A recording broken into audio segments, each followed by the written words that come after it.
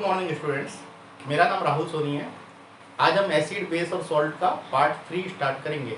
तो हम स्टार्ट करते हैं। एक्चुअल में हम इस पार्ट 3 में क्या क्या पढ़ेंगे, सॉल्ट्स पढ़ेंगे, पीएच ऑफ सॉल्ट्स पढ़ेंगे, उसके बाद NaCl, NaOH, फिर कैल्शियम हाइड्रोक्साइड, फिर सोडियम बाइकार्बोनेट, फिर वॉशिंग सोडा, फिर वाटर ऑफ क्रिस्टलाइजेशन और फिर जिप्सम। ये इतने सब हम पढ़ेंगे और इसके साथ ही ये लेसन समाप्त हो जाएगा। तो चलिए स्टार्ट करते हैं सॉल्ट से। देखिए, सॉल्ट्स को जब हम वाटर में डिजोल्व करते हैं तो ये आयनाइज हो जाते हैं सॉल्ट, ठीक है। और ये आयनाइज होके क्या करते हैं, एक्चुअल में कैटायंस और एनायंस देते हैं। तो कैटायंस जो होते हैं पॉजिटिवली चार्ज आयंस होते हैं और एनायन जो होते हैं वो नेगेटिवली चार्ज आयंस होते हैं। अब जो कैटायंस होते हैं वो अदर देन हाइड्रोजन आयंस होते हैं, ओके। और जो एनायंस होते हैं वो अदर देन हाइड्रोक्सिल आयंस होते हैं। तो देखिए यहाँ पे जो ये सॉल्ट है वो एक्चुअल में इस तरीके से पॉजिटिव नेगेटिव इस तरीके से ये मतलब इसमें आयंस होते हैं, ठीक है। Cation positive charge, anion negative charge, ये आपस में जो है एक्चुअल में strong electrostatic force of attraction से बॉन्डेड होते हैं। इसका फोर्स ऑफ अट्रैक्शन कैसा होता है, strong electrostatic force of attraction होता है। तो यहाँ पे ये दो आयंस के बीच में जो फोर्स ऑफ अट्रैक्शन था उसको हम क्या बोलते हैं, इलेक्ट्रोस्टैटिक फोर्स ऑफ अट्रैक्शन। और जैसे ही आप इसको वाटर में डिसॉल्व करते हैं तो क्या होगा, ये आपके पॉजिटिव और नेगेटिव आयंस में सेपरेट हो जाते हैं। तो पॉजिटिव आयन जो होता है वो अदर देन हाइड्रोजन होता है, हाइड्रोजन नहीं होता। और आपका नेगेटिव आयंस होता है वो अदर देन हाइड्रोक्सिल आयन होता है, ठीक है। तो इन दोनों के अलावा जो है वो आयंस देते हैं। चलिए स्टार्ट करते हैं हम पीएच ऑफ सॉल्ट।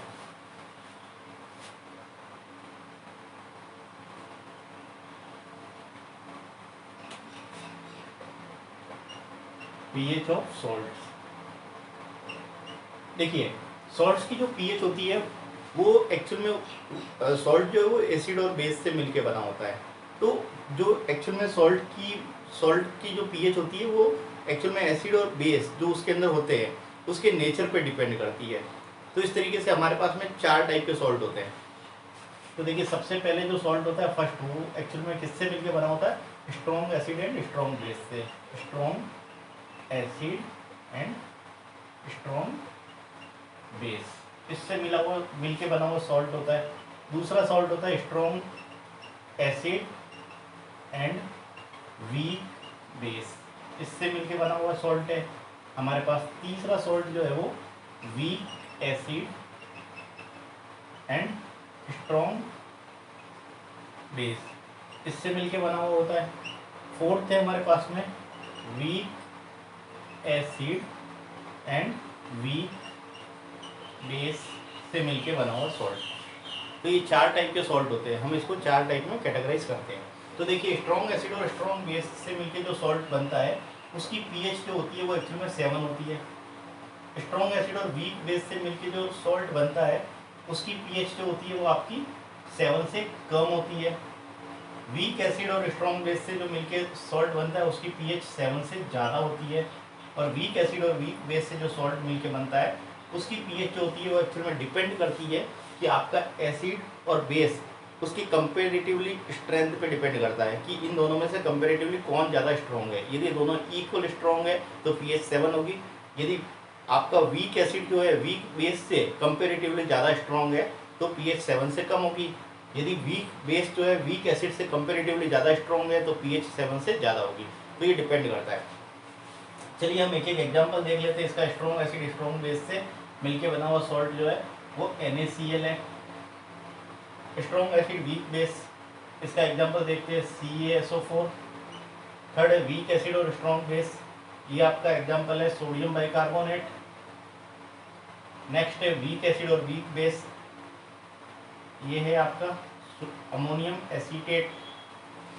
ओके, अब हम इसको 1 बाय 1 पढ़ते हैं। स्ट्रॉन्ग एसिड और स्ट्रॉन्ग बेस से मिलके बने हुए सॉल्ट को हम सबसे पहले पढ़ते हैं, ठीक है। तो यहाँ पे हम लिखते हैं salt of strong acid and strong base. तो स्ट्रॉन्ग एसिड और स्ट्रॉन्ग बेस से मिलके बना हुआ सॉल्ट हमने एग्जांपल लिया था NaCl का। तो देखिए जब इस NaCl को हम क्या करते हैं, वाटर में डिसॉल्व करते हैं। क्या करते हैं, वाटर में डिसॉल्व करते हैं। तो ये क्या फॉर्म करेगा, NaOH फॉर्म करेगा और आपका HCl फॉर्म करेगा। देखिए Na जो है यहाँ पे इस तरीके से HOH, NaOH से रिएक्ट करेगा और Cl जो है H से रिएक्ट करेगा। तो ये आपको पता है ये कास्टिक सोडा है, ठीक है, और ये आपका हाइड्रोक्लोरिक एसिड है। ये दोनों ही स्ट्रॉन्ग एक्चुअल में नेचर के होते हैं। ये आपका स्ट्रॉन्ग बेस है और ये आपका स्ट्रॉन्ग एसिड है। तो हमने ये सॉल्ट जो NaCl बताया वो स्ट्रॉन्ग एसिड और आपका स्ट्रॉन्ग बेस से मिलके बना हुआ सॉल्ट है। जब आप वाटर में सॉल्ट को आप डिजोल्व कर रहे हो तो ये आपके क्या देंगे एक्चुअल में, ये स्ट्रॉन्ग बेस जो है वो एक्चुअल में जितने भी एसिड और बेस जो होते हैं जब स्ट्रॉन्ग होते हैं तो वो कम्प्लीटली आयनाइज होते हैं। तो ये आपका स्ट्रॉन्ग बेस कम्प्लीटली आयनाइज होकर आपको हाइड्रोक्सिल आयन देगा। ये आपका हाइड्रोक्सिल आयन जो है वो कम्प्लीटली आयनाइज होगा और स्ट्रॉन्ग एसिड जो कम्प्लीटली आयनाइज होकर आपका क्या देगा, आपका H+ देगा, ठीक है। ये कम्प्लीटली आयनाइज होकर H+ देंगे। ओके, तो देखिए यहाँ पे ये OH और H+ ये दोनों के एक्चुअल में जब कम्प्लीटली आयनाइज होते हैं तो number of hydroxyl ion number of hydrogen ion के इक्वल होते हैं। क्लियर? तो ये दोनों एक्चुअल में क्या करेंगे, आपके आपस में रिएक्ट करके वाटर फॉर्म कर देंगे और ये आपका जो है ना तो आपके पास में H+ आयन बचेंगे ना OH आयन बचेंगे। तो ये एक्चुअल में pH जो है सॉल्यूशन की जब H+ OH के इक्वल होता है तो सॉल्यूशन की pH 7 होती है। तो ऐसा सॉल्यूशन कैसा कहलाएगा, न्यूट्रल। तो न्यूट्रल सॉल्यूशन फॉर्म करते हैं। ठीक है, अब मैंने बताया था कि सॉल्ट जो है वो आपके H+ और OH आयंस के अलावा आयंस देते हैं। तो देखिए इस NaCl क्या आयन देगा है आपका, इसमें पॉजिटिव कैटायन जो Na+ है और नेगेटिव आयन जो है Cl- है। इस तरीके से ये आपको अदर देन H+ और अदर देन OH- आयन देते हैं जब सॉल्ट को आप वाटर में डिजोल्व करते हो तो। ठीक है, अब ये हो गया आपका स्ट्रॉन्ग एसिड स्ट्रॉन्ग बेस से मिलके बना हुआ सॉल्ट न्यूट्रल होता है, pH 7 होती है, उसमें H+ की कॉन्सेंट्रेशन OH- की कॉन्सेंट्रेशन की इक्वल होती है। ओके, आगे देखते हैं हम।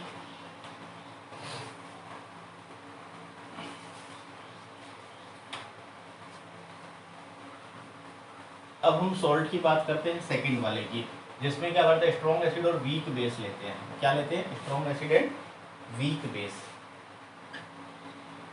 ठीक है, तो मैंने एग्जांपल लिखा है एक स्ट्रॉन्ग एसिड और वीक बेस क्या है, कैल्शियम सल्फेट है ना।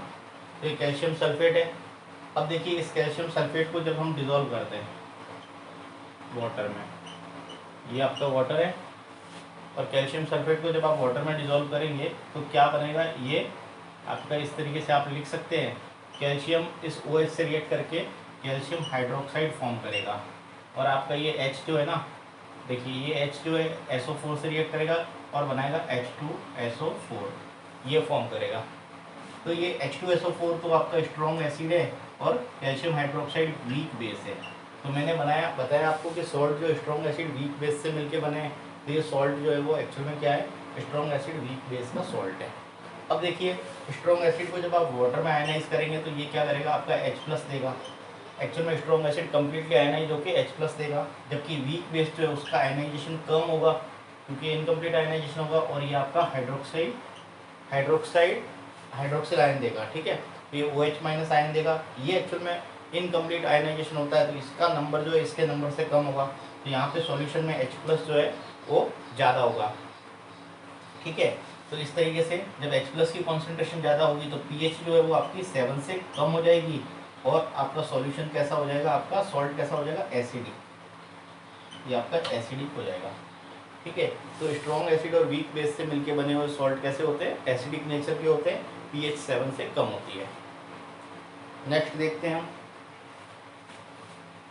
Salt of weak acid and strong base. तो इसको रब कर रहा हूँ मैं, तो salt of weak acid and strong base, weak acid and strong base, salt of weak acid and strong base. इसका एग्जांपल मैंने आपको बताया सोडियम बाइकार्बोनेट, इसको हम लिखते हैं NaHCO3। ये आपका सोडियम बाइकार्बोनेट है। देखिए इसको कैसे लिखते हैं, NaHCO3। इसको जब वाटर में आप डिजोल्व करेंगे तो ये क्या देगा आपका, इस वाटर को मैं इस तरीके से लिखता हूँ, ये देगा NaOH और ये HCO3 इस H से रिएक्ट करके H2CO3 बनाएगा। तो यहाँ पे आपको क्या मिलेगा, NaOH मिलेगा और H2CO3 मिलेगा। ये एक्चुअल में कार्बोनिक एसिड है। NaOH जो है वो स्ट्रॉन्ग बेस है और H2CO3 वीक एसिड है। ओके, अब देखिए ये सॉल्ट जो है वीक एसिड स्ट्रॉन्ग बेस से मिलके बना है, वीक एसिड स्ट्रॉन्ग बेस से मिलके बना है। ये आपका स्ट्रॉन्ग बेस जो है कम्प्लीटली आयनाइज होगा, ये OH आयंस जो है वो देगा। ये वीक एसिड है, ये इनकम्प्लीट डिसोसिएट होगा, ये H+ देगा। क्लियर। तो जो कम्प्लीटली आयनाइज होगा तो OH आयन ज़्यादा फॉर्म होंगे इस H+ की तुलना में, तो हम इस तरीके से इसको लिख सकते हैं। तो जब सॉल्यूशन में आपके हाइड्रोक्सिल आयन ज़्यादा फॉर्म हो रहे हैं तो pH जो है वो आपकी सॉल्यूशन की 7 से ज़्यादा हो जाएगी, मतलब ये pH क्या हो जाएगी, बेसिक हो जाएगी। तो इस सॉल्ट का नेचर क्या हो जाएगा, बेसिक नेचर का हो जाएगा। तो ये एल्केलाइन नेचर का आपका सॉल्ट है। ठीक है। नेक्स्ट देखिए, salt of weak acid and weak base. Last हम देखते हैं salt of weak acid and weak base. Salt of weak acid and weak base.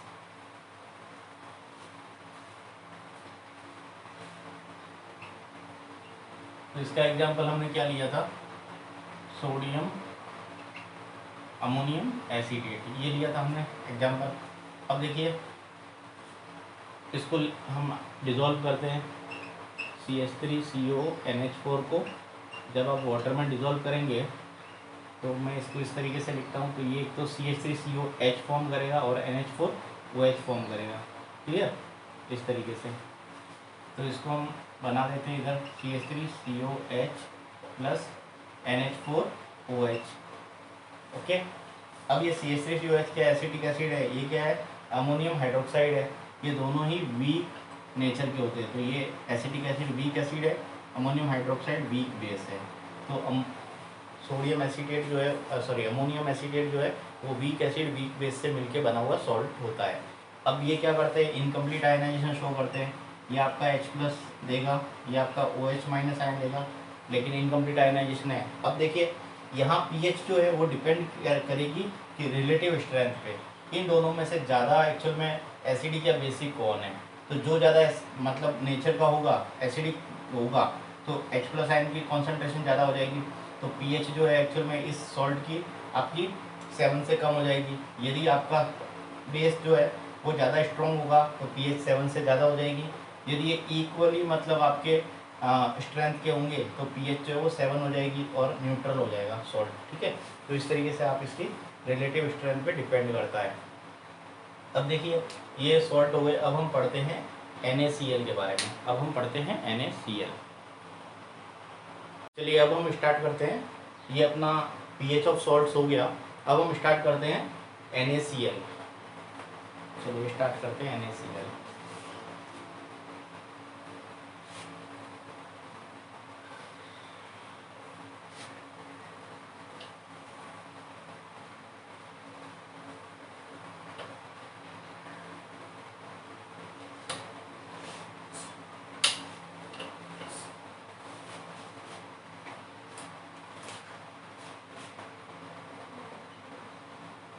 NaCl को हम एक्चुअल में टेबल सॉल्ट भी बोलते हैं। ठीक है, सोडियम क्लोराइड या फिर टेबल सॉल्ट भी बोलते हैं इसको। ये आपके एक्चुअल में खाने के काम आता है ना। जो सॉल्ट यूज़ करते हैं NaCl बोलते हैं। इसके सोर्सेज क्या है, कहाँ कहाँ से मिलते हैं ये एक्चुअल में ये मिलता है आपको सी वाटर से, और ये आपको रॉक सॉल्ट से मिलता है। ठीक है, रॉक सॉल्ट में आपका NaCl होता है। एक्चुअल में इसको एक्चुअल में क्या करते हैं हम, सी वाटर में इवेपोरेशन प्रोसेस से हम NaCl को मतलब आपको मिल जाता है। इवेपोरेशन प्रोसेस से ये आप ऑब्टेन कर सकते हो। तो देखिए NaCl जो है उसको कैसे फॉर्म करते हैं। NaCl जो है न्यूट्रलाइजेशन रिएक्शन से फॉर्म होता है। ये आपका NaOH है, जब ये HCl से रिएक्ट करेगा तो क्या बनाएगा, आपका NaCl फॉर्म होगा और वाटर आपको मिलेगा। तो ये रिएक्शन जो है न्यूट्रलाइजेशन रिएक्शन है। ठीक है, acid when acid react with base it form salt and water. तो ये न्यूट्रलाइजेशन रिएक्शन से ऑब्टेन होता है। अब देखिए ये जो NaCl है ये बहुत ही इंपॉर्टेंट आपका केमिकल है।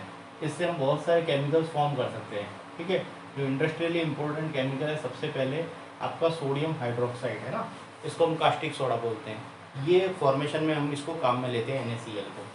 दूसरा है हम यहाँ पे सोडियम बाइकार्बोनेट, सोडियम कार्बोनेट, इन दोनों के फॉर्मेशन में भी NaCl काम में लिया जाता है। इसके अलावा देखिए hydrochloric acid HCl, Cl2, H2, इन सब के फॉर्मेशन में भी इसको काम में लेते हैं हम। तो ये बहुत ही इंपॉर्टेंट आपके केमिकल है, इससे हम ये सब बनाते हैं। तो हम सबसे पहले स्टार्ट करते हैं NaOH को, है ना।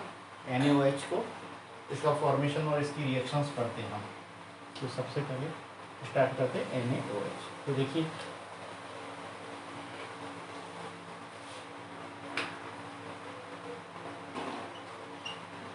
NaOH को क्या बोलते हैं, कास्टिक सोडा, कास्टिक सोडा बोलते हैं, ठीक है। या इसको बोलते हैं सोडियम हाइड्रोक्साइड। ये एक्चुअल में क्या है, आपका बेसिक नेचर का होता है ना, स्ट्रॉन्ग बेस है। क्या है ये, स्ट्रॉन्ग बेस। ओके, तो देखिए एक्चुअल में ये बनता कैसे है NaOH, इसको मैंने बताया अभी NaCl से बनाते हैं। तो NaCl जो है एक्चुअल में मोल्टन NaCl या फिर आपका एक्वस NaCl है, उसके एक्चुअल में एक्वस स्टेट में NaCl के उसमें इलेक्ट्रिसिटी जो फ्लो करते हैं तो आपको NaOH मिलता है। तो देखिए हम कैसे बनाएंगे उसको, NaCl एक्वस स्टेज में या फिर मोल्टन स्टेज में जब इससे इलेक्ट्रिसिटी फ्लो करके बनाते हैं तो इसको इलेक्ट्रोलाइसिस प्रोसेस बोलते हैं, ठीक है। तो electrolysis of aqueous NaCl solution. इस एक्वस NaCl सॉल्यूशन को हम ब्राइन सॉल्यूशन भी बोलते हैं। क्या बोलते हैं, ब्राइन सॉल्यूशन, ठीक है। तो ब्राइन सॉल्यूशन से क्या करेंगे, हम इलेक्ट्रिसिटी फ्लो करवाएंगे, इलेक्ट्रिसिटी फ्लो करवाएंगे। तो ये क्या करेगा, आपका सोडियम Na+ देगा, ठीक है। एक्वस लिखेंगे हम इसको Cl-, ये भी हम क्या लिखेंगे, एक्वस। क्लियर। अब देखिए जब आप ये एक्वस मतलब वाटर के अंदर ये सॉल्यूशन आपने मतलब बनाया है तो वाटर भी हाइड्रोलाइसिस होगा। वाटर क्या होगा, इलेक्ट्रिसिटी से वाटर का भी इलेक्ट्रोलाइसिस होगा। वाटर जो आपका लिक्विड फॉर्म में है ये भी आपका क्या होगा, H+ में कन्वर्ट होगा और आपका OH- आयन में कन्वर्ट होगा। क्लियर। यहाँ पे वाटर का भी आपका हाइड्रोलाइसिस हो जाएगा। अब देखिए अब होता क्या है, ये जो आपका H+ है ये आपका कैथोड की तरफ मूव करेगा। तो कैथोड जो है आपका इलेक्ट्रोलाइटिक सेल के अंदर ये रिएक्शन होती है तो आपका H+ जो है वो कैथोड की तरफ मूव करेगा। तो H+ जो है कैथोड पे जाके क्या करेगा, इलेक्ट्रॉन ले लेगा। ये एक इलेक्ट्रॉन को लेके आपका निसेंट हाइड्रोजन में कन्वर्ट हो जाएगा। ये निसेंट हाइड्रोजन है। निसेंट हाइड्रोजन बहुत ज़्यादा रिएक्टिव होती है। ये एक्चुअल में फिर से H जो है वो फिर एक H से रिएक्ट करके क्या बना देगा, आपका H2 बना देगा। ये आपकी हाइड्रोजन गैस फॉर्म हो जाएगी यहाँ पे कैथोड पे। अब एनोड पे रिएक्शन देखते हैं। एनोड पे क्या होता है, एनोड पे आपका ये Cl- जो है वो एनोड पे चला जाता है, ठीक है। ये क्लोराइड आयन कहाँ जाएगा, एनोड पे जाएगा। एनोड पे जाके ये क्या करेगा, अपना एक इलेक्ट्रॉन जो है वो डिपॉजिट कर देगा और ये आपका Cl में कन्वर्ट हो जाएगा। ये Cl फिर एक Cl से रिएक्ट करेगा, क्लियर। और Cl2 गैस की फॉर्म में ये Cl2 गैस फॉर्म कर देगा, क्लियर। तो इस तरीके से एनोड पे आपका हाइड्रोजन गैस निकलेगी और सॉरी कैथोड पे हाइड्रोजन और एनोड पे Cl2 गैस निकलेगी। अब देखिए सॉल्यूशन के अंदर क्या बचा आपका, सॉल्यूशन में देखिए ये जो है आपका ये Cl यहाँ से Cl2 की फॉर्म में निकल गया और आपका H+ जो है वो H2 की फॉर्म में निकल गया, ठीक है। अब आपका सॉल्यूशन में बचा Na+ और OH-, ये आपस में रिएक्ट करेंगे। Na+ जो है आपका सोडियम आयन ये और आपका OH-, ठीक है, ये दोनों रिएक्ट करेंगे और NaOH फॉर्म करेंगे। ये आपका NaOH फॉर्मेशन आपको मिल जाएगा, ठीक है। ये कास्टिक सोडा इस तरीके से फॉर्म होता है। लेकिन इसमें क्या होता है कि इसकी ओवरऑल रिएक्शन देखिए, ओवरऑल रिएक्शन कैसी होती है, ओवरऑल रिएक्शन होती है NaCl एक्वस रिएक्ट वाटर, आपका ये लिक्विड है, ठीक है, क्योंकि वाटर भी आपके साथ रहेगा एक्वस सॉल्यूशन में। तो हम यहाँ ओवरऑल रिएक्शन इसको देखते हैं। ये आपका फॉर्म करेगा NaOH एक्वस प्लस NaOH और आपका यहाँ पे इस तरीके से लिखते हैं प्लस आपका क्या बना था, H2 गैस प्लस आपका बना था Cl2 गैस, ये बना था आपका, ठीक है। इसको इस तरीके से शो करते हैं। अब देखिए यहाँ पे क्या होता है, ये Cl2 गैस जो है ना वो एक्चुअल में इस NaOH जैसे ही फॉर्म होता है ये इससे एक्चुअल में रिएक्ट कर जाती है। NaOH से Cl2 गैस जो आपस में रिएक्ट कर जाती है। तो क्या फॉर्म करती है ये, मैं ऊपर लिख रहा हूँ इसको, चलिए मैं यहाँ लिख रहा हूँ।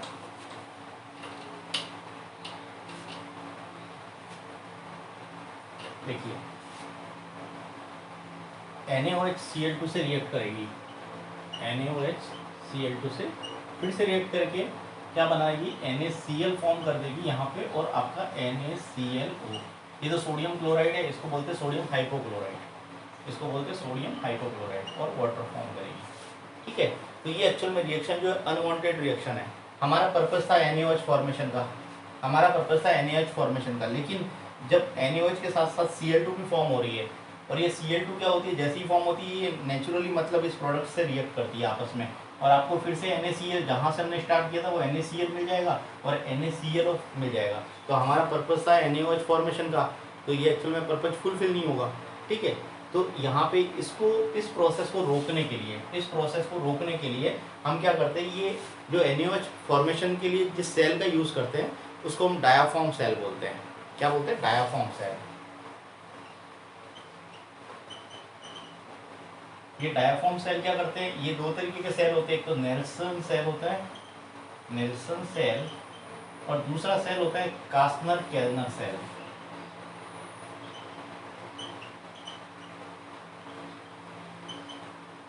इन सेल्स के अंदर ये रिएक्शन करवाई जाती है। ये एक्चुअल में इसको आपका Cl2 और NaOH को एक्चुअल में क्या करता है, पार्टीशन कर देता है, तो दोनों आपस में ये मिक्स नहीं हो पाती। ठीक है, तो इसलिए हम एक स्पेसिफिक सेल यूज़ करते हैं जिसको हम क्या बोलते हैं, डायाफ्राम सेल। या डायाफ्राम सेल के अंदर दो स्पेसिफिक होते हैं, नेल्सन सेल और कास्नर केल्नर सेल, इसी के अंदर ये रिएक्शन करवाई जाती है जिससे आपस में मिक्सिंग नहीं हो। ओके, ये आपका NaOH का फॉर्मेशन हो गया। अभी इसको मैं रब कर रहा हूँ।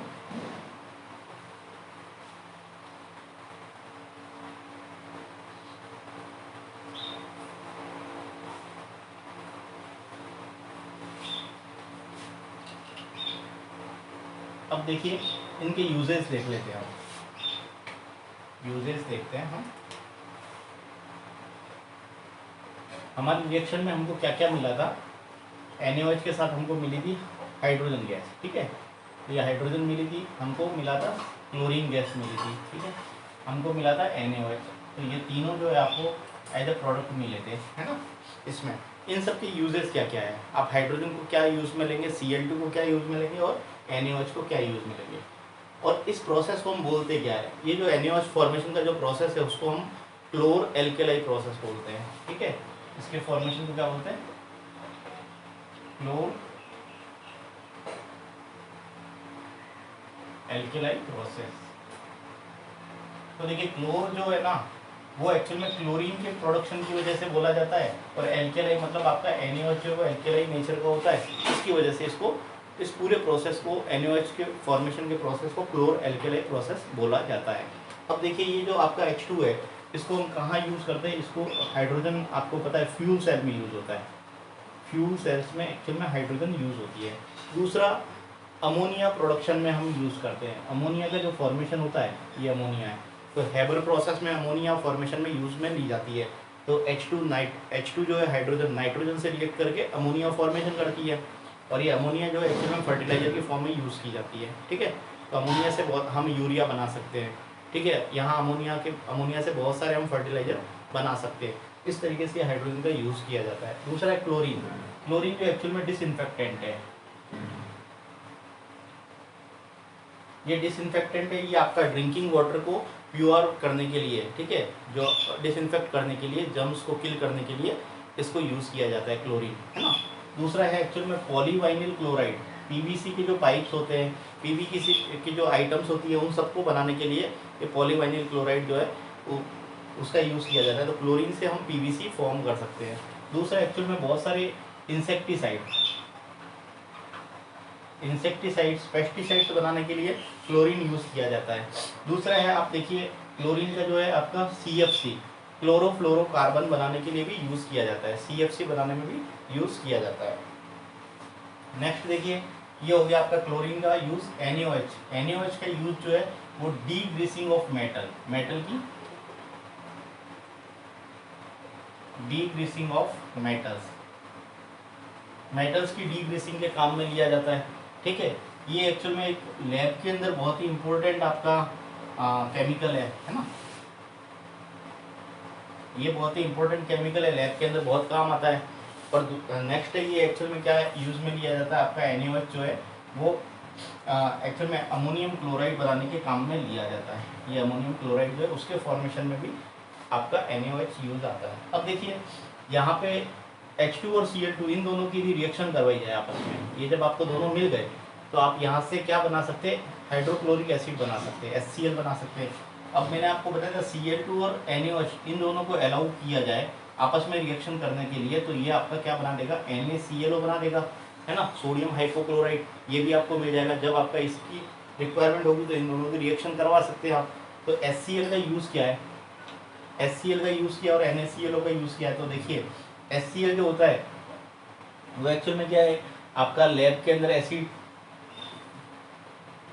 ये एक्चुअल में इम्पोर्टेंट लैब एसिड है HCl, है ना। तो हाइड्रोक्लोरिक एसिड को लैब एसिड की तरह यूज़ करते हैं हम।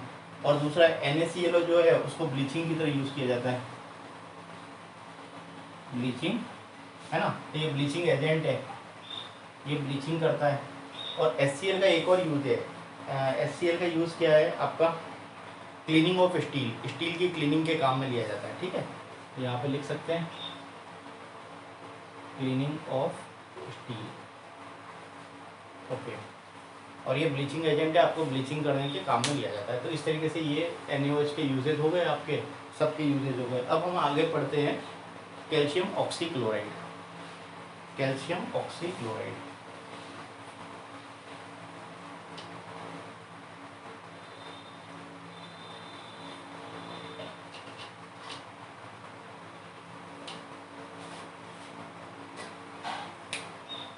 इसको लिखते हैं कैल्शियम ऑक्सीक्लोराइड, CaOCl2। इसका नाम है कैल्शियम ऑक्सीक्लोराइड, या फिर इसको ब्लीचिंग पाउडर भी बोलते हैं, ब्लीचिंग पाउडर, ठीक है। इसका नाम है ब्लीचिंग पाउडर या कैल्शियम ऑक्सीक्लोराइड। देखिए ये कैल्शियम ऑक्सीक्लोराइड कैसे फॉर्म करते हैं हम, एक्चुअल में हम जो स्लैक लाइम होता है, स्लैक लाइम ड्राई कंडीशन में, ड्राई स्लैक लाइम के अंदर जब Cl2 गैस हम पास करते हैं तो आपका ब्लीचिंग पाउडर फॉर्म होता है। तो देखिए ये आपका लाइम वाटर है, इसको ड्राई कंडीशन में, ड्राई लाइम वाटर, इस ड्राई लाइम वाटर में जब आप क्लोरीन गैस को पास करते हैं तो आपका कैल्शियम ऑक्सीक्लोराइड बनता है और वाटर फॉर्म होता है। ये एक्चुअल में क्या है, आपका ब्लीचिंग एजेंट है, ब्लीचिंग, ठीक है, एजेंट है। इसका यूज़ क्या है ब्लीचिंग एजेंट का, एक्चुअल में आपके टेक्सटाइल और paper industries, textile and paper industries में एक्चुअल में कॉटन का, लिनेन का, वूल का, उन सब का एक्चुअल में ब्लीचिंग में काम में लिया जाता है, ठीक है। इसके अलावा आप ये लॉन्ड्री के अंदर भी इसको यूज़ लिया जाता है। एक्चुअल में लॉन्ड्री में जो आपके क्लॉथ होते हैं उसकी ब्लीचिंग के काम में लिया जाता है। और ये डिसइंफेक्टेंट भी है, ये क्या है, डिसइंफेक्टेंट भी है। इससे आपको वाटर को डिसइंफेक्ट करने के काम में लिया जाता है, ठीक है, ड्रिंकिंग वाटर को डिसइंफेक्ट करने के काम में, तो डिसइंफेक्शन के काम में भी इसको लिया जाता है। तो ये हो गया आपका ब्लीचिंग पाउडर। अब हम आगे पढ़ते हैं, चलिए ये कैल्शियम ऑक्सीक्लोराइड हो गया। अभी हम आगे पढ़ते हैं सोडियम बाइकार्बोनेट। मैं इसको रब कर रहा हूँ।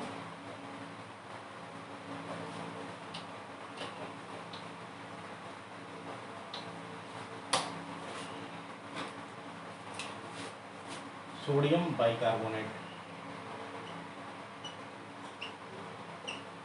इसको बोलते हैं सोडियम बाई,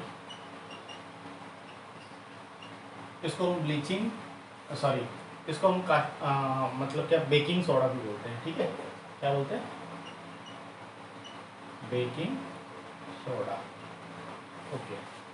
देखिए ये बेकिंग सोडा जो है एक्चुअल में बेकिंग पाउडर का कॉन्स्टिट्यूएंट होता है, ठीक है। ये किसका कॉन्स्टिट्यूएंट है, बेकिंग पाउडर का। बेकिंग पाउडर में क्या होता है, टार्ट्रिक एसिड होता है, एक तो मेन कॉन्स्टिट्यूएंट होता है टार्ट्रिक एसिड, और दूसरा होता है आपका सोडियम बाइकार्बोनेट। ये दोनों होते हैं बेकिंग पाउडर के अंदर। अब देखिए NaHCO3 जो है उसको हम बनाते कैसे हैं, उसको हम बनाते हैं लैब के अंदर, हम बनाते हैं एक्चुअल में आपके NaCl जो होता है, जो एक्वस सॉल्यूशन में NaCl होता है उसको ब्राइन सॉल्यूशन बोलते हैं। तो सैचुरेटेड ब्राइन सॉल्यूशन के अंदर हम अमोनिया और CO2 गैस जो है वो फ्लो करवाते हैं और आपको सोडियम बाइकार्बोनेट मिल जाता है। तो देखिए हम क्या करते हैं, ये NaCl जो है ये एक्वस सॉल्यूशन का NaCl है, इसको हम ब्राइन सॉल्यूशन बोलते हैं। और इसमें हम क्या करते हैं, ये आपका वाटर के साथ में बना हुआ सॉल्यूशन है, क्लियर। अब हम यहाँ पे अमोनिया उसमें फ्लो करवाते हैं, अमोनिया फ्लो करवाते हैं और CO2 फ्लो करवाते हैं इसके अंदर, क्लियर। ये दोनों फ्लो करवाते हैं, क्या बन जाएगा आपका सोडियम बाइकार्बोनेट आपको मिल जाएगा, क्लियर। तो सोडियम बाइकार्बोनेट बनाने के लिए हम, और साथ ही साथ आपको मिलता है अमोनियम क्लोराइड। ये सोडियम बाइकार्बोनेट में प्रेसिपिटेट आउट हो जाता है, ठीक है, और ये आपका सॉल्यूबल होता है, क्लियर। तो ये प्रेसिपिटेट आउट होता है तो आप इसको सेपरेट कर सकते हैं सॉल्यूशन से, और ये अमोनियम क्लोराइड से फिर आप अमोनिया फॉर्मेशन कर सकते हैं, तो फिर से आप अमोनियम क्लोराइड से अमोनिया आपको मिल सकती है। तो हमारे ये आपका अमोनियम सोडियम बाइकार्बोनेट बनाने का तरीका ये है। अब देखिए इसका नेचर जो है वो मैंने आपको बताया था, ये सॉल्ट है ना, तो ये एक्चुअल में एल्केलाई नेचर का होता है, मतलब बेसिक सॉल्ट है। तो बेसिक सॉल्ट कैसे है, इसको आप जब वाटर में डिज़ोल्व करते हैं तो क्या होता है, ये आपका NaOH और H2CO3 फॉर्म करता है, ठीक है, वाटर के साथ में। ये क्या करेगा आपका, और इसी की वजह से ये स्ट्रॉन्ग बेस है और ये वीक एसिड है, और इस स्ट्रॉन्ग बेस की वजह से क्या होगा, OH आयन ज़्यादा मिलेंगे, H+ कम मिलेंगे, और ये एल्केलाइन नेचर का हो जाएगा, ठीक है। तो ये बेसिक नेचर का होता है। अब इसको आप देखिए, इसको हीट करते हैं जब आप, है ना, तो क्या होता है, हीट करने पर क्या होता है, हीट करने पर जब सोडियम बाइकार्बोनेट को हीट करेंगे तो आपको क्या मिलेगा, NaCl मिलेगा, नहीं सॉरी Na2CO3 मिल जाएगा। ये Na2CO3 में कन्वर्ट हो जाएगा, H2O फॉर्म करेगा और CO2 फॉर्म करेगा। ये CO2 बहुत ही इंपॉर्टेंट है, ठीक है, ये CO2 क्या है, बहुत ही इंपॉर्टेंट है। ये एक्चुअल में क्या करते हैं, इसको हम कहाँ कहाँ यूज़ कर सकते हैं, CO2 को, जितने भी आपकी जो सोडा वाटर होते हैं, सोडा वाटर में ये CO2 काम में ली जाती है, ठीक है। तो ब्रिस्क ये जो आपकी जितने भी सॉफ्ट ड्रिंक्स होती है ना, ये CO2 ब्रिस्क एफर्वेसेंस के साथ निकलती है, ठीक है। तो सोडा वाटर के अंदर आपको जो ब्रिस्क एफर्वेसेंस होती है वो CO2 की वजह से होती है, ठीक है। तो सॉफ्ट ड्रिंक के अंदर इसको यूज़ किया जाता है, ठीक है। तो इस तरीके से हम इसको यूज़ करते हैं। दूसरा है एक्चुअल में यहाँ पे हम इसको केक और आपका जो डो होता है, ठीक है, केक का, तो उसको हम राइस करने के काम में भी लेते हैं इसको, मतलब आपका ये स्पॉन्जी बन जाता है केक CO2 की वजह से। इसको हम समझते हैं अभी, देखिए, चलिए मैं इसको रब कर रहा हूँ।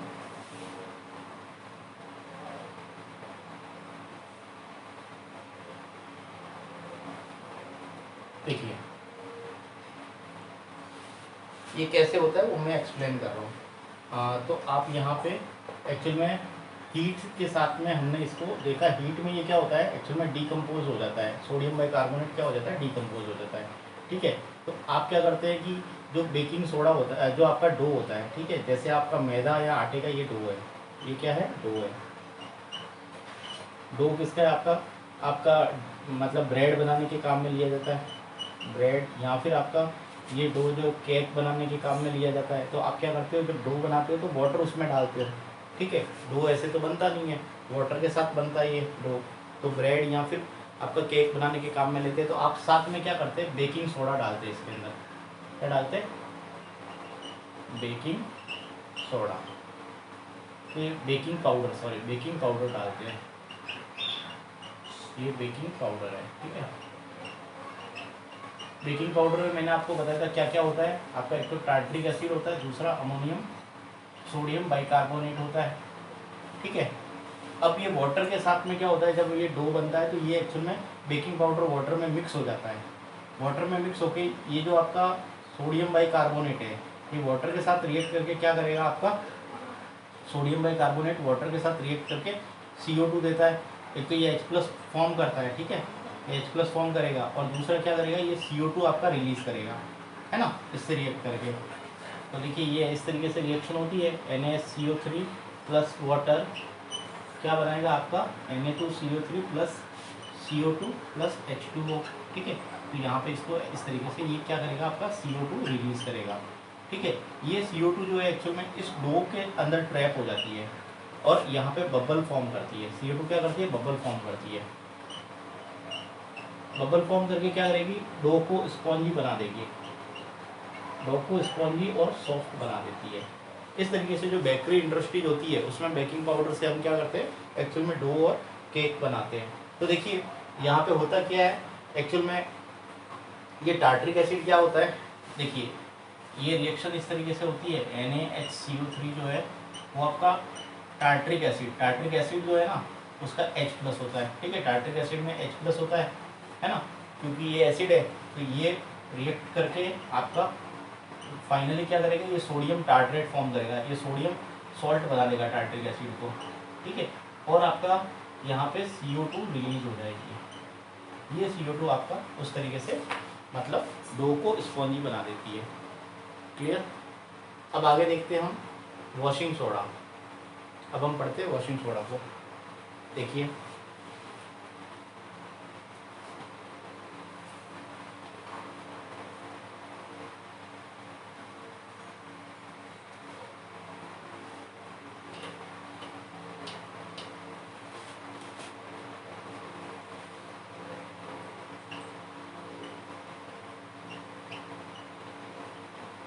वॉशिंग सोडा को बोलते हैं Na2CO3.10H2O।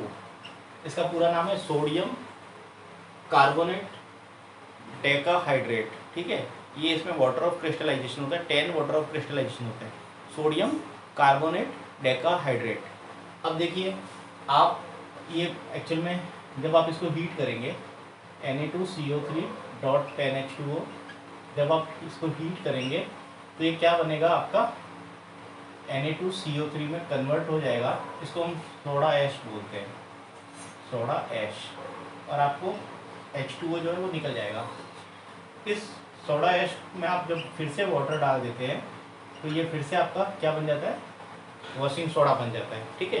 तो ये एक्चुअल में क्या है, रीक्रिस्टलाइजेशन। यहाँ इसको वाटर के मॉलिक्यूल फिर से इसमें ऐड हो जाते हैं तो इस रिएक्शन को बोलते हैं रीक्रिस्टलाइजेशन, है ना। तो रीक्रिस्टलाइजेशन हो जाता है इसका। तो देखिए एक्चुअल में इसको जब हीट करते हैं, आपने जब हीट किया तो क्या हो गया, ये सोडा ऐश में कन्वर्ट हो गया। अब आप इसको जब और ज़्यादा हीट करेंगे तो एक्चुअल में फर्दर रिएक्शन नहीं होगी, ठीक है। तो नो रिएक्शन, तो मतलब Na2CO3 जो सोडा ऐश बनता है ये फाइनल रिएक्शन है, इसमें वाटर का कोई इफेक्ट नहीं पड़ता। आप आगे करेंगे तो कोई रिएक्शन नहीं होगी, ठीक है। आगे देखते हैं इसको, इसकी यूजेस देख लेते हैं हम, है ना। सोडियम बाइकार्बोनेट डेकाहाइड्रेट की यूज़ क्या है, इसको हम कहाँ कहाँ यूज़ करते हैं। तो देखिए इसको हम यूज़ करते हैं आपका वॉशिंग पर्पज में, वॉशिंग पर्पज, ठीक है, वॉशिंग पर्पज में यूज़ करते हैं। दूसरा आप देखिए इसको जो है एक्चुअल में आपका ग्लास फॉर्मेशन, ठीक है, ग्लास फॉर्मेशन में यूज़ किया जाता है, ग्लास बनाने में किया जाता है। बहुत सारे केमिकल्स बनाने के काम में लिया जाता है, जैसे आपका NaOH है, ठीक है, NaOH फॉर्मेशन किया जाता है। उसके बाद में बोरक्स के फॉर्मेशन उसमें यूज़ किया जाता है वॉशिंग सोडा को, क्लियर। अब देखिए इसके अलावा इसका यूज़ किया जाता है, कहाँ किया जाता है एक्चुअल में, आपका हार्ड वाटर की सॉफ्टनिंग के लिए, है ना, सॉफ्टनिंग ऑफ हार्ड वाटर। तो हार्ड वाटर में क्या होता है, एक्चुअल में जो वाटर होता है ना उसमें एक्चुअल में कैल्शियम और मैग्नीशियम के सॉल्ट होते हैं, जिसकी वजह से वाटर हार्ड हो जाता है, ठीक है। और साबुन से वो कपड़े धोने पे एक्चुअल में साबुन नहीं लगता उसके ऊपर, तो वैसा वाटर हार्ड वाटर होता है। हैंडपम्प से हमको जनरली वो वाटर मिलता है। तो अब आप उसमें से सॉल्ट को रिमूव करने के लिए सोडियम बाइकार्बोनेट जो है उसका यूज़ करते हैं, ठीक है, डेकाहाइड्रेट का। इसके अलावा एसिड बेस टाइट्रेशन में भी यूज़ किया जाता है इसका, एसिड बेस टाइट्रेशन में भी यूज़ किया जाता है। एक्चुअल में ये सोडियम बाइकार्बोनेट जो है उसकी नेचर कैसी होती है, Na2CO3 इसका नेचर कैसा होता है, ये बेसिक नेचर का होता है, ठीक है, क्योंकि ये सॉल्ट है। जब इस वाटर में आप डालेंगे तो क्या बनेगा, NaOH और आपका H2CO3 फॉर्म होगा। ये आपका स्ट्रॉन्ग बेस है, ये आपका वीक एसिड है, ठीक है। Strong base OH ions completely ionisation पे OH देंगे। ये आपका H+ जो है वीक एसिड कम डिसोसिएट होगा, H+ कम बनेगा, OH ज़्यादा बनेगा, pH आपकी 7 से ज़्यादा हो जाएगी और ये आपका सोडियम सोडियम कार्बोनेट जो है वो आपका बेसिक नेचर का होगा। तो ये आपका हो गया वॉशिंग सोडा। अब हम पढ़ते हैं water of crystallisation. Water of crystallisation,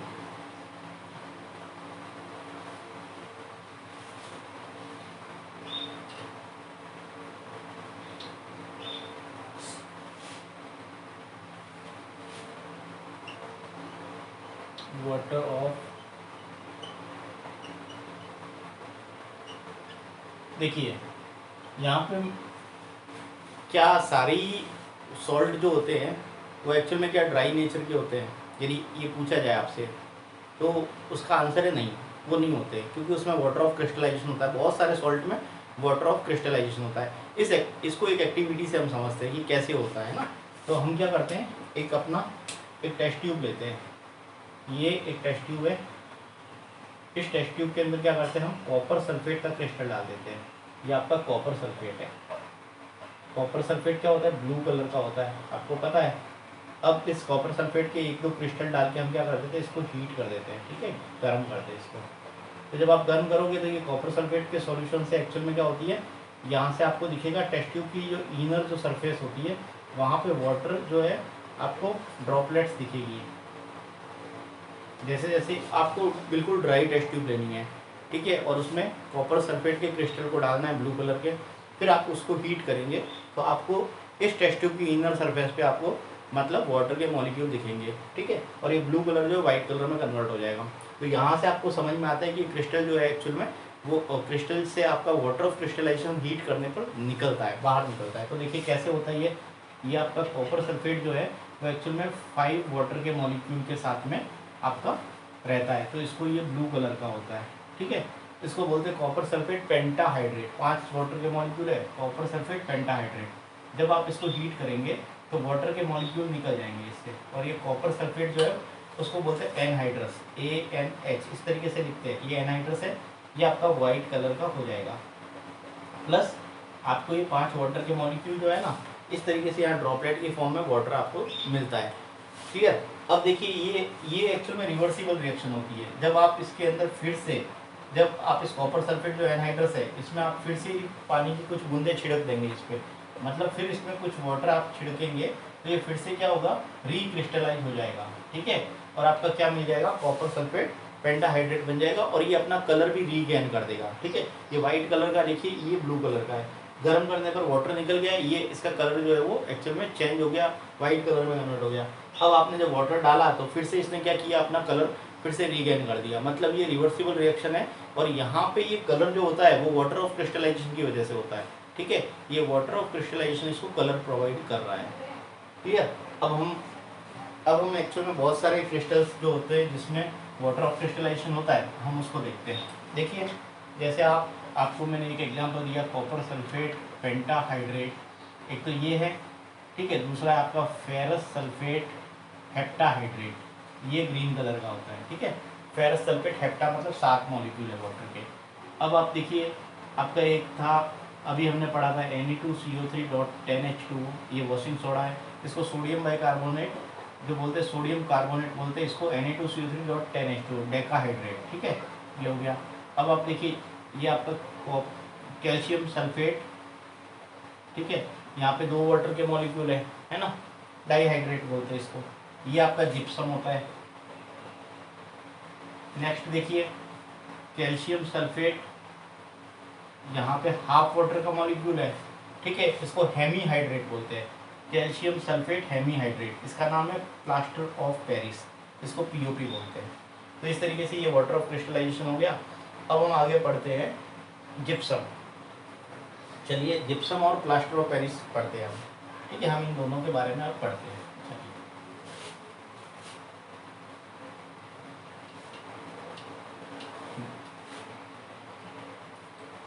हम पढ़ते हैं gypsum and plaster of Paris. तो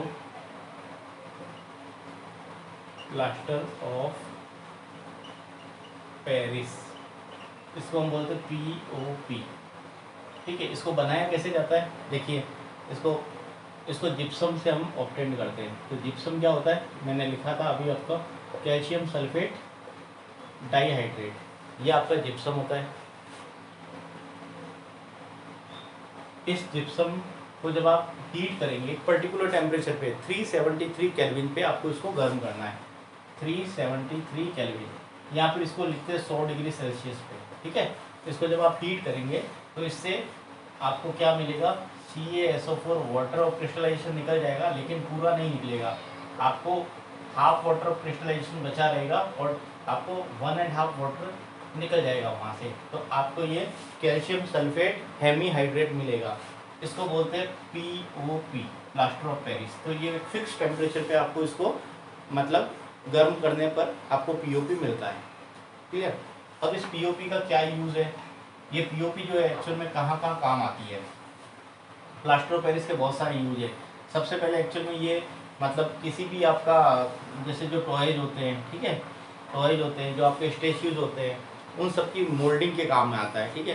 तो ये क्या करता है एक्चुअल में, इसमें जब आप वाटर डालते हैं, है ना, तो यहाँ पे इसका एक्सपेंशन होता है। ये 1% एक्सपेंड करता है। कितना करता है, 1% एक्सपेंशन होता है इसका, ठीक है। और ये किसी भी मतलब मोल्ड का शेप ले सकता है, ठीक है। तो जैसे सर्जिकल जो बैंडेज होती है, जब जैसे बोन क्रैक हो जाती है ना, तो वहाँ पे क्या करते हैं, POP की आपको क्या करते हैं मतलब पट्टी कर देते हैं, ठीक है। तो इसको गीला करके POP का पट्टी करते हैं, उसके बाद में वो क्या करता है, उसका आपके हैंड की शेप में आ जाता है, ठीक है। और बोन जो होते हैं, ब्रोकन बोन जो होती है, वो एक्चुअल में हिलती नहीं है ना, और वो इजीली जुड़ जाती है। तो यहाँ पे इसको यूज़ करते हैं एक्चुअल में सर्जिकल बैंडेज में, ब्रोकन बोन्स के सर्जिकल बैंडेज के लिए यूज़ करते हैं। दूसरा टॉयज होता है, टॉयज़ के अंदर यूज़ करते हैं हम, टॉयज़ की मोल्डिंग में यूज़ करते हैं, किसी भी स्टेच्यूज़ की कास्टिंग के लिए यूज़ किया जाता है। दूसरा आप वॉल्स को है ना एक्चुअल में एक शेप प्रोवाइड करने के लिए यूज़ करते हैं, ठीक है। वॉल की स्मूथनिंग के लिए यूज़ करते हैं, सीलिंग में यूज़ किया जाता है इसको। दूसरा फायर प्रूफ जो मटेरियल्स होते हैं उसमें प्लास्टर ऑफ पेरिस, क्योंकि ये फायर कैच नहीं करता, इसलिए फायर प्रूफिंग मटेरियल में भी इसको यूज़ किया जाता है। तो बस ये आज के लिए इतना ही, ये लेसन ख़त्म हो गया। नेक्स्ट हम दूसरा लेसन स्टार्ट करेंगे। Thank you.